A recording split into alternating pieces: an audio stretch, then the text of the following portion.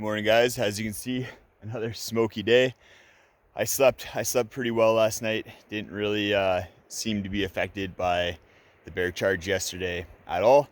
I'm just gonna grab my bear bag from here and then eat breakfast and then hit the trail because we got a big day ahead of us. Some of you may have been wondering how I've been managing my food. A lot of people are familiar with hanging your food from like a tree limb or the big plastic bear canisters. I'm using an sack. So this is a like cloth bag, but it's bear proof. So bears aren't able to bite or scratch through this. And then I take it 100 yards from wherever I'm sleeping, at least 100 yards. And then I tie it into the tree. It closes up at the top really tightly here. And that's how I've been managing my food.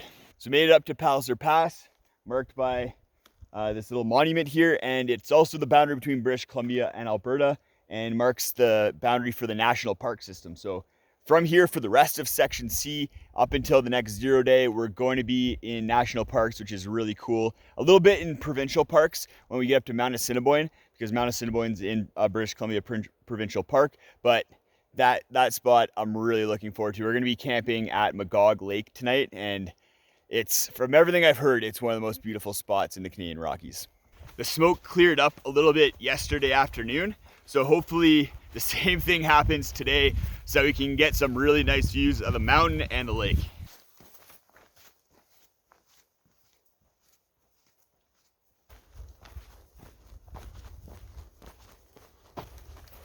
So we're gonna be walking through kind of shrubby lowland like this most of the day, which I'm okay with.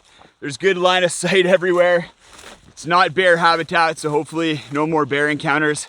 But I just want to quickly go over what went right, what went wrong yesterday, what I did right, what I did wrong, and give you guys a little bit of a recap so maybe you can learn from my experience, and hopefully you never have to go through it. But starting with what went wrong, I was calling out every 100 to 200 meters. I was calling out pretty loudly because, like I said, I knew I was in bear habitat. I was surprised that I hadn't seen any signs yet. So that was pretty good, but I came up to this spot where the creek, we got really close to the creek, so the creek was really loud. The wind was blowing a bit stronger right into my face, so it was easy for me to sneak up on the bear. So I should have been probably calling out way more often, probably just singing that entire time once I got into that kind of sketchier area. And maybe that would have alerted the bear of my presence well before it saw me and triggered its fight response. Another thing that maybe I did wrong was, as soon as I saw it, I just froze for a second there. I was just like, oh, hopefully it doesn't see me. And then I was about to back up, but I should have backed up way quicker. I had about 2 seconds from when I saw it until it saw me. And as soon as it saw me, it raised its head and then charged me. So that kind of brings us to what I did right. I had my bear spray really accessible. So I had 2 seconds from when I saw it, and then another probably 3 seconds after it saw me until it was within 6 feet of me. So that's 5 seconds total. You go test, see if you can get your bear spray out of your pocket, in your hand, and the safety off, and ready to spray within 5 seconds, because that's probably a slow amount. If I didn't have that 2 seconds, if it saw me before I saw it, then I still would have been okay, but just make sure that you'll be okay.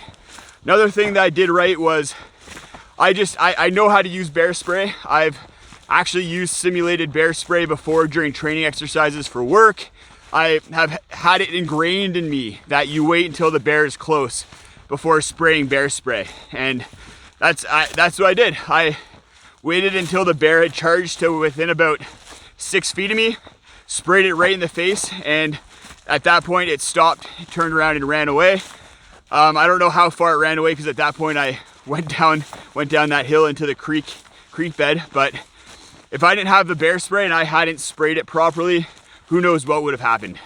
Another thing I did right was, I think I went into kind of a place I felt safer right after the encounter, and then from there I collected myself a bit and then carried on. I also think that was good that I just didn't camp right at the campsite. That was 100 meters past the encounter. There's tons of berries still around there. The bear was probably potentially roaming around. I went to another spot that was not bear habitat during this time of year, so I was a lot safer there, I think. Overall, that kind of went pretty well, kind of as well as I could have hoped. If I didn't have bear spray, who knows what would have happened. Like, that bear could have continued to charge, could have mauled me. So yeah, I've always been a proponent of bear spray, but at this point I think you'd probably be pretty silly to hike the Great Divide Trail or just hiking the Canadian Rockies in general without bear spray, because that could have just saved my life. And definitely the gear of the day for yesterday is that bear spray, because it worked. It worked as it was supposed to, and deterred the bear from ripping me apart.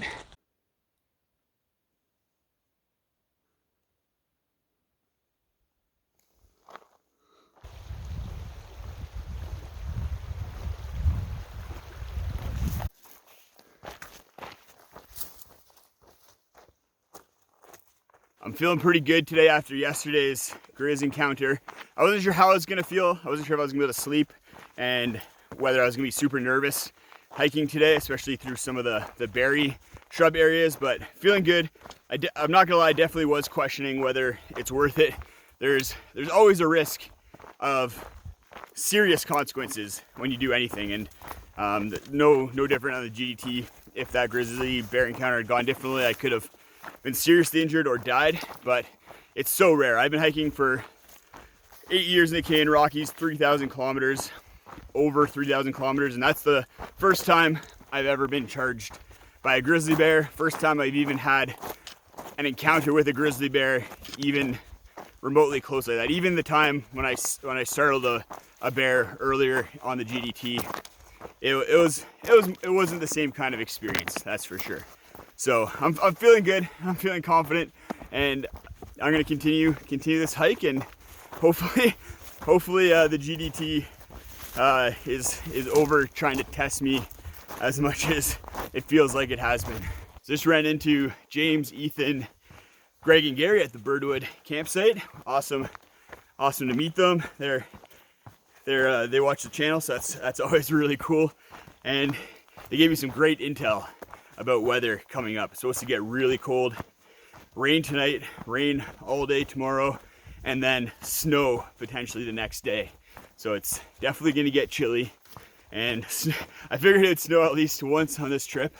I was hoping it'd be later in the trip, but you never know in the Canadian Rockies. It could snow any day, any time of year. So I've hiked the last 10 kilometers that we just did before, and there's some amazing views on that trail. We just don't get to see them because it's so smoky. And there's been some more fires in the area, so that's why, based on some intel I got from people. And if you are interested in seeing the views from that area, search Justin Outdoors, Bristol Pass, Burstall, and I have a video where I go through there, and it's a beautiful, beautiful weekend, so you can see all the views from that trip.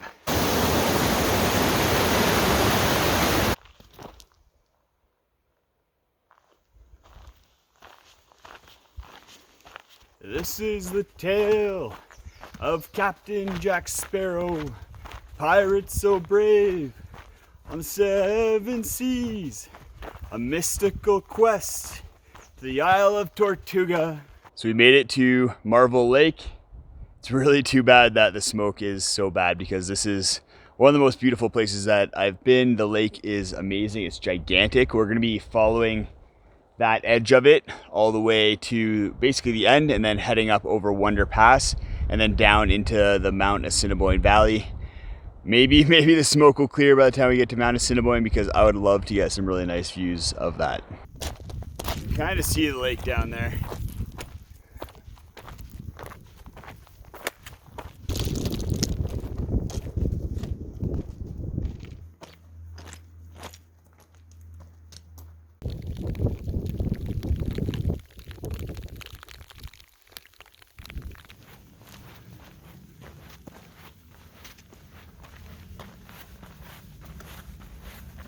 Made it up onto Wonder Pass. My body is a little sore. I've gone 38 kilometers, 1,000 meters of elevation, and my body's pretty pooped, which leaves me a little bit worried for tomorrow and the next day, because I have even more kilometers, more mileage, more elevation, and I'm not sure I can actually complete either of those days. So yeah, a little bit worried still, a little bit fearful, just like I was kind of going into this section, but I'm gonna try my best. I'm gonna stack the deck in my favor by waking up early and have the right nutrition and plan, I think. So yeah, fingers crossed, everything goes to plan, and I'm gonna get a really good stretch on tonight so that my body is in as good of shape as it can be for tomorrow. Next stop, Magog Lake, and maybe some views of Mount Assiniboine at some point.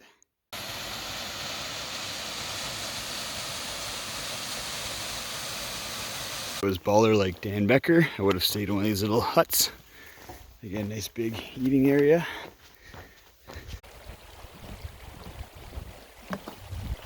And you can just see the base of Mount Assiniboine right there at the back end of the lake. Made it to Mount Assiniboine campground. This thing is huge. There are 40 different tent pads here, a shelter, like 8 different washrooms. But I'm gonna sit up here. It's close to the shelter in case it does start to rain, or if it's raining or snowing tomorrow morning, I can go get shelter there. And yeah, I'll go see if it clears up. It looks like it might clear up, might be able to get a view of Mount Assiniboine, which would be really sweet because it's apparently epic. It is dumping, raining super hard. Fingers crossed that it gets it out of its system and it doesn't rain tomorrow, because if it rains tomorrow all day, that's gonna make a tough day really hard. But yeah, I guess I wasn't able to get a view of Mount Assiniboine because it started dumping, so I'm just gonna bunker down and see you guys tomorrow.